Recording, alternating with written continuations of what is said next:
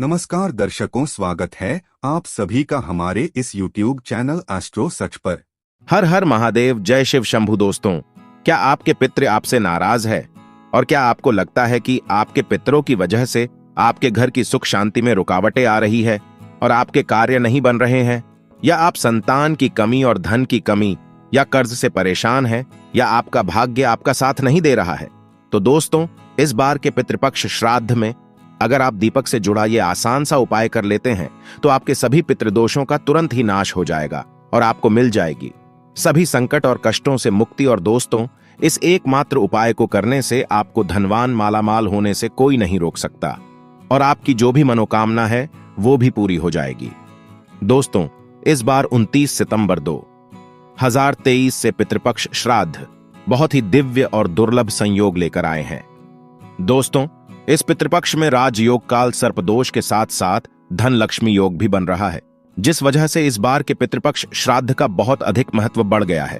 और इस पितृपक्ष पर यदि आप दीपक से जुड़ा ये आसान सा उपाय कर लेते हैं तो आपकी सभी समस्याओं का तुरंत ही अंत हो जाएगा। इसलिए दोस्तों, वीडियो को आखिर तक जरूर देखें। और अगर आप भी अपने जीवन में महादेव की कृपा पाना चाहते हैं और पितरों का आशीर्वाद पाना चाहते हैं तो वीडियो को लाइक करके कमेंट में हर हर महादेव लिखना न भूलें। दोस्तों, भाद्रपद मास की पूर्णिमा से श्राद्ध पक्ष शुरू होकर आश्विन मास की अमावस्या पर समाप्त होते हैं। इस बार श्राद्ध पक्ष 29 सितंबर से 14 अक्टूबर तक रहेंगे। ये दिन पितरों को समर्पित होते हैं। श्राद्ध पक्ष को पितृपक्ष, कनागत श्राद्ध आदि नामों से भी जाना जाता है, जैसा कि नाम से ही स्पष्ट होता है। पितृपक्ष यह पितरों का पक्ष है, यानी कि ये पितरों को समर्पित दिन होते हैं। इन दिनों में पितरों की आत्मा की शांति के लिए श्राद्ध, तर्पण और पिंडदान किए जाते हैं। धार्मिक मान्यताओं के अनुसार पितृपक्ष के दौरान पूर्वजों का तर्पण श्राद्ध नहीं करने से पितृदोष लगता है। पितृपक्ष पितरों को प्रसन्न करने और उनकी कृपा प्राप्त करने के लिए बहुत ही खास दिन माना जाता है। पितृपक्ष के दौरान श्रद्धा पूर्वक अपने पितरों को कुछ अर्पित किया जाए तो उससे पितृ अति शीघ्र ही प्रसन्न हो जाते हैं और अपनी कृपा बरसते हैं। हिंदू धर्म में पितृगण को देव तुल्य माना गया है। शास्त्रों के अनुसार जिन पर पितरों की कृपा होती है उन्हें सभी देवी देवताओं का भी आशीर्वाद मिलता है। पितृपक्ष पितरों को समर्पित होते हैं, इसलिए इस दौरान कोई भी शुभ और मांगलिक कार्य न करे। पितृपक्ष के दौरान पितरों की आत्मा की शांति के लिए श्रीमद् भागवत गीता का पाठ अवश्य करें। पितृपक्ष यानी कि श्राद्ध पक्ष, जिसे कनागत भी कहा जाता है, यह वह समय होता है जब हमारे पूर्वज धरती पर होते हैं और हम श्राद्ध कर्म करके उनका आशीर्वाद प्राप्त करते हैं। हिंदू धर्म में मृत्यु के बाद श्राद्ध करना बेहद जरूरी माना जाता है। मान्यता है कि अगर अपने पूर्वजों का तिथि पूर्वक श्राद्ध और तर्पण नहीं किया जाए तो उन्हें इस लोक से मुक्ति नहीं मिलती और वह संसार में ही भटकते रहते हैं। ब्रह्म वैवर्त पुराण के अनुसार देवताओं को प्रसन्न करने से पहले मनुष्य को अपने पितरों यानी कि पूर्वजों को प्रसन्न करना चाहिए। पितृदोष सबसे जटिल कुंडली दोषों में से एक है। पितरों की शांति के लिए हर वर्ष भाद्रपद मास के शुक्ल पूर्णिमा से आश्विन मास की अमावस्या तक पितृपक्ष श्राद्ध होते हैं। इस दौरान कुछ समय के लिए यमराज पितरों को आजाद कर देते हैं ताकि वे अपने परिजनों से श्राद्ध ग्रहण कर सकें। माना जाता है कि जिस घर के पितृ अपने परिवार के लोगों से खुश रहते हैं उस घर के लोगों को देवी देवताओं का भी आशीर्वाद प्राप्त होता है। शास्त्रों के अनुसार जिन लोगों के पितृ उनसे प्रसन्न नहीं होते हैं उन्हें पितृदोष का श्राप मिलता है। माना जाता है कि जिस घर में पितृदोष का श्राप लगता है उस घर के सदस्य कभी भी सुखी नहीं रहते और ना ही वे जीवन में सफलता प्राप्त कर पाते हैं। दोस्तों, आज की इस वीडियो में हम आपको पितृपक्ष में किया जाने वाला एक बहुत ही आसान और असरकारक उपाय बताने जा रहे हैं। इस उपाय को करने से भगवान विष्णु और लक्ष्मी जी की असीम कृपा प्राप्त होती है, बिगड़े कार्य बनने लगते हैं, साथ ही पितरों का भी आशीर्वाद मिलता है। पितरों के आशीर्वाद से घर में सुख समृद्धि चली आती है, खुशहाली और शांति बनी रहती है। इसके साथ ही परिवार के सभी सदस्यों को हर क्षेत्र में सफलता प्राप्त होती है और जीवन के सभी कष्टों और दुखों से मुक्ति मिलती है। दोस्तों, इस उपाय को सही प्रकार से करने के लिए आप हमारी इस वीडियो को एंड तक अवश्य देखें और आगे बढ़ने से पहले आपसे रिक्वेस्ट करते हैं कि वीडियो को लाइक जरूर करिएगा, दोस्तों को शेयर कर दीजिएगा और अगर आपने अभी तक चैनल को सब्सक्राइब नहीं किया है तो चैनल को सब्सक्राइब करके बेल आइकॉन जरूर दबाइएगा। दोस्तों, वैसे तो ये उपाय पितृपक्ष में रोजाना करने चाहिए, क्योंकि यह 16 दिन पितरों को समर्पित होते हैं। लेकिन अगर रोज न कर पाए तो पितृपक्ष की पूर्णिमा, पितृपक्ष की अमावस्या और पितृपक्ष की एकादशी के साथ ही आपके पितरों की जो मृत्यु तिथि है, उस दिन आप इस उपाय को अवश्य ही करें और पितृपक्ष के अमावस्या पर भी अवश्य करें। यह उपाय आपको संध्या काल या रात्रि के समय करना है। इस उपाय को सुबह या दोपहर के समय ना करें। उपाय को करने के लिए आप अच्छे से मुंह हाथ पैर धोकर साफ हो जाए और स्वच्छ वस्त्र धारण करें। इसके बाद एक दिया तैयार करें। दिए में एक रुई की बाती लगाए और शुद्ध घी भरे, और शुद्ध घी ना हो तो इस दिए में आप सरसों का तेल भरे और इस दिए में आप थोड़े से काले तिल ढाल दें। इस उपाय को करने के लिए आप मिट्टी का, पीतल का या आटे का कैसा भी दिया ले सकते हैं।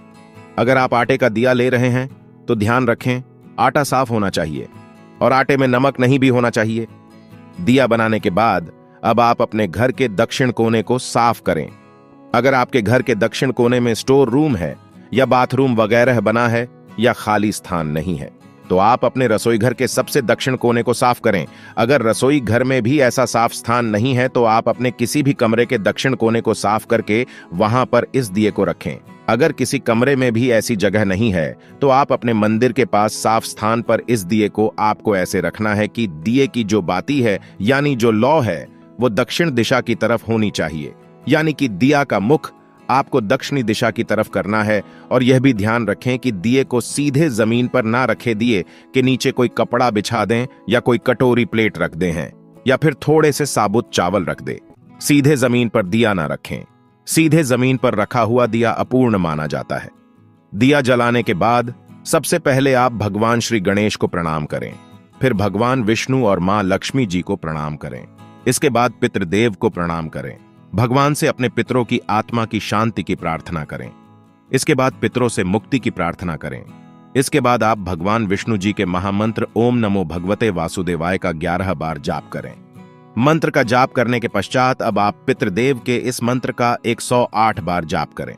मंत्र इस प्रकार है, ओम पितरो देवताय नमः, ओम पितरो देवताय नमः। इस मंत्र का आपको 108 बार जाप करना है।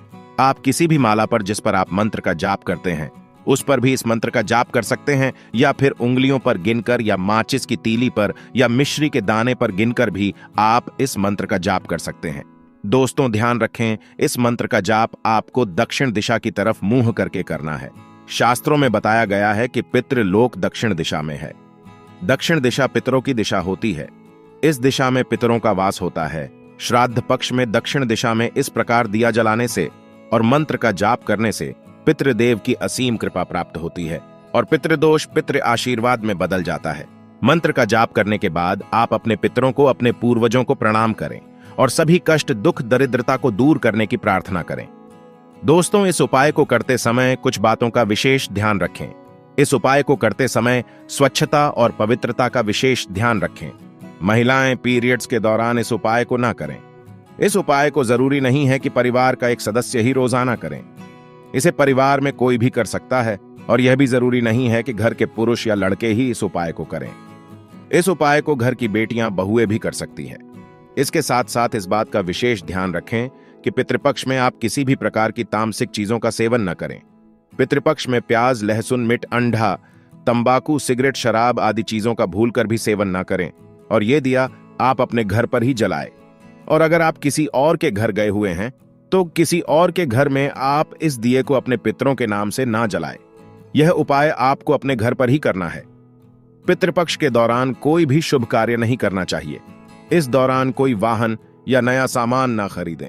रोजाना की जरूरत के अलावा कोई भी नया सामान पितृपक्ष में नहीं खरीदना चाहिए।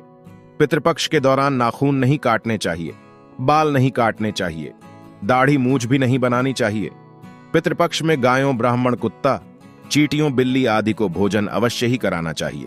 पितृपक्ष के दौरान कोई भी सौंदर्य प्रसाधन की चीज लगाने से बचें। पितृपक्ष के दौरान लड़ाई झगड़े न करें। प्रेम से रहें, किसी की भी निंदा न करें, लड़ाई झगड़े न करें। पितृपक्ष के दौरान इन सभी बातों का विशेष ध्यान रखें। दोस्तों, अगर आपने दिया चावलों पर रखकर जलाया है तो अगले दिन सुबह उठकर आप उन चावलों को पक्षियों को ढाल दें। अगर आपने आटे के दिए का इस्तेमाल किया है तो उस दिए को भी आप पक्षियों को ढाल दें हैं। अगर आपने मिट्टी या पीतल के दिए का इस्तेमाल किया है तो आप उस दिए को दोबारा इस्तेमाल कर सकते हैं। तो दोस्तों, आइए अब आपको बताते हैं पितृ पक्ष के दौरान कौन सी चीजें आपको भूलकर भी नहीं खरीदनी चाहिए। लोहे का सामान। पितृपक्ष के दौरान लोहे का सामान नहीं खरीदा जाना चाहिए। अगर खरीदा जाता है तो इससे पितृ नाराज हो जाते हैं। साथ ही घर की नकारात्मकता बढ़ जाती है। घर की सुख शांति भी खत्म हो जाती है। ये जीवन में दुहक का कारण बनता है। गृह प्रवेश और भूमि पूजन। इसके अलावा पितृपक्ष के दौरान भूमि पूजन और नए घर में प्रवेश नहीं किया जाना चाहिए। अगर ऐसा किया जाता है तो उस घर में भूत प्रेत का वास होने लगता है। साथ ही घर का व्यक्ति काफी खुश नहीं रहता है और उसे जीवन में परेशानियां झेलनी पड़ती हैं। वहीं घर के व्यक्ति अक्सर बीमार भी रहने लगते हैं, क्योंकि ऐसा करने से पितृ नाराज हो जाते हैं। नए कपड़े। पितृपक्ष में नए वस्त्र नहीं खरीदे जाना चाहिए। हालांकि श्राद्ध पक्ष के दौरान नए वस्त्रों का दान जरूर किया जाता है, लेकिन पुराने वस्त्र का नहीं, और ना ही नए वस्त्र खरीदे जाते हैं। अगर ऐसा किया जाता है तो उस पत्र नाराज हो जाते हैं और उसका शुभ प्रभाव जीवन पर देखने को मिलता है। मांस मदिरा। पितृपक्ष या श्राद्ध पक्ष के दौरान मांस मदिरा नहीं खरीदी जानी चाहिए, ना ही इसका सेवन करना चाहिए। अगर मांस मदिरा का सेवन किया जाता है और उन चीजों को खरीदा जाता है तो इससे पितृ नाराज हो जाते हैं और जीवन पर काफी ज्यादा प्रभाव देखने को मिलता है। इतना ही नहीं, वंश पर इसका प्रभाव सबसे ज्यादा पड़ता है। घर में कलह भी बढ़ जाता है। आइए अब आपको बताते हैं श्राद्ध विधि और श्राद्ध का भोजन। पौराणिक ग्रंथों के अनुसार श्राद्ध करने की भी विधि होती है। यदि पूरे विधि विधान से श्राद्ध कर्म न किया जाए तो मान्यता है कि वह श्राद्ध कर्म निष्फल होता है और पूर्वजों की आत्मा अतृप्त ही रहती है। शास्त्र सम्मत मान्यता यही है कि किसी सुयोग्य विद्वान ब्राह्मण के जरिए ही श्राद्ध कर्म करवाना चाहिए। श्राद्ध कर्म में पूरी श्रद्धा से ब्राह्मणों को तो दान दिया ही जाता है। साथ ही यदि किसी गरीब जरूरतमंद की सहायता भी आप कर सकें तो बहुत पुण्य मिलता है। इसके साथ साथ गाय, कुत्ते, कौवे आदि पशु पक्षियों के लिए भी भोजन का एक अंश जरूर ढालना चाहिए। इन्हें भोजन ढालते समय अपने पितरों का स्मरण करना चाहिए। मन ही मन उनसे श्राद्ध ग्रहण करने का निवेदन करना चाहिए। यदि संभव हो तो गंगा नदी के किनारे पर श्राद्ध कर्म करवाना चाहिए, नहीं तो घर पर भी इसे किया जा सकता है। जिस दिन श्राद्ध हो उस दिन ब्राह्मणों को भोज करवाना चाहिए। भोजन के बाद दान दक्षिणा देकर भी उन्हें संतुष्ट करें। श्राद्ध पूजा दोपहर के समय शुरू करनी चाहिए।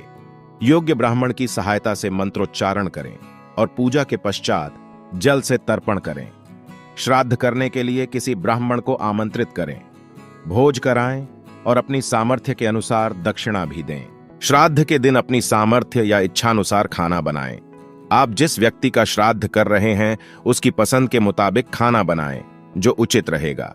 श्राद्ध के दिन लहसुन प्याज रहित सात्विक भोजन ही घर की रसोई में बनना चाहिए, जिसमें उड़द की दाल, बड़े चावल, दूध, घी से बने पकवान, खीर, मौसमी सब्जी जैसे तोरई, लौकी, सीतफल, भिंडी, कच्चे केले की सब्जी ही भोजन में मान्य है। मान्यता है कि श्राद्ध के दिन स्मरण करने से पितर घर आते हैं और अपनी पसंद का भोजन कर तृप्त हो जाते हैं। खाने में लहसुन प्याज का इस्तेमाल न करें। आइए अब जानते हैं पितृपक्ष की पौराणिक कथा। पितृपक्ष की पौराणिक कथा के अनुसार जोगे तथा भोगे दो भाई थे। दोनों अलग अलग रहते थे। जोगे धनी था और भोगे निर्धन। दोनों में परस्पर बड़ा प्रेम था। जोगे की पत्नी को धन का अभिमान था, किंतु भोगे की पत्नी बड़ी सरल हृदय थी। पितृपक्ष आने पर जोगे की पत्नी ने उससे पितरों का श्राद्ध करने के लिए कहा, तो जोगे इसे व्यर्थ का कार्य समझकर टालने की चेष्टा करने लगा। किंतु उसकी पत्नी समझती थी कि यदि ऐसा नहीं करेंगे तो लोग बातें बनाएंगे। फिर उसे अपने मायके वालों को दावत पर बुलाने और अपनी शान दिखाने का यह उचित अवसर लगा। अतः वह बोली, आप शायद मेरी परेशानी की वजह से ऐसा कह रहे हैं, किंतु इसमें मुझे कोई परेशानी नहीं होगी। मैं भोगे की पत्नी को बुला लूंगी, दोनों मिलकर सारा काम कर लेंगी। फिर उसने जोगे को अपने पीहर न्योता देने के लिए भेज दिया। दूसरे दिन उसके बुलाने पर भोगे की पत्नी सुबह सवेरे आकर काम में जुट गई। उसने रसोई तैयार की, अनेक पकवान बनाए, फिर सभी काम निपटाकर अपने घर आ गई। आखिर उसे भी तो पितरों का श्राद्ध तर्पण करना था। इस अवसर पर न जोगे की पत्नी ने उसे रोका न वह रुकी। शीघ्र ही दोपहर हो गई। पितर भूमि पर उतरे। भोगे के पितर पहले जोगे के यहां गए तो क्या देखते हैं कि उसके ससुराल वाले वहां भोजन पर जुटे हुए हैं। निराश होकर वे भोगे के यहां गए। वहां क्या था? मात्र पितरों के नाम पर अगियारी दे दी गई थी। पितरों ने उसकी राख चाटी और भूखे ही नदी के तट पर जा पहुंचे। थोड़ी देर में सारे पितर इकट्ठे हो गए। और अपने अपने यहाँ के श्राद्धों की बड़ाई करने लगे। जोगे भोगे के पितरों ने भी अपनी आपबीती सुनाई। फिर वे सोचने लगे, अगर भोगे समर्थ होता तो शायद उन्हें भूखा न रहना पड़ता, मगर भोगे के घर में तो 2 जून की रोटी भी खाने को नहीं थी। यही सब सोचकर उन्हें भोगे पर दया आ गई। अचानक वे नाच नाच कर गाने लगे, भोगे के घर धन हो जाए, भोगे के घर धन हो जाए। सांझ होने को हुई। भोगे के बच्चों को कुछ भी खाने को नहीं मिला था। उन्होंने मां से कहा, भूख लगी है। तब उन्हें टालने की गरज से भोगे की पत्नी ने कहा, जाओ, आंगन में हौदी औंधी रखी है, उसे जाकर खोल लो और जो कुछ मिले बांट कर खा लेना। बच्चे वहां पहुंचे तो क्या देखते हैं कि हौदी मोहरों से भरी पड़ी है। वे दौड़े दौड़े मां के पास पहुंचे और उसे सारी बातें बताईं। आंगन में आकर भोगे की पत्नी ने यह सब कुछ देखा तो वह भी हैरान रह गई। इस प्रकार भोगे भी धनी हो गया, मगर धन पाकर वह घमंडी नहीं हुआ। दूसरे साल का पितृपक्ष आया। श्राद्ध के दिन भोगे की स्त्री ने 56 प्रकार के व्यंजन बनाए, ब्राह्मणों को बुलाकर श्राद्ध किया, भोजन कराया, दक्षिणा दी। जेठानी को सोने चांदी के बर्तनों में भोजन कराया। इससे पितर बड़े प्रसन्न तथा तृप्त हुए। तो दोस्तों, आशा करते हैं पितृपक्ष से जुड़ी ये सभी जानकारी आपको पसंद आई होगी। अगर आपको वीडियो अच्छा लगा हो तो वीडियो को लाइक जरूर करें और चैनल को सब्सक्राइब करना ना भूलें। हर हर महादेव, जय शिव शंभू।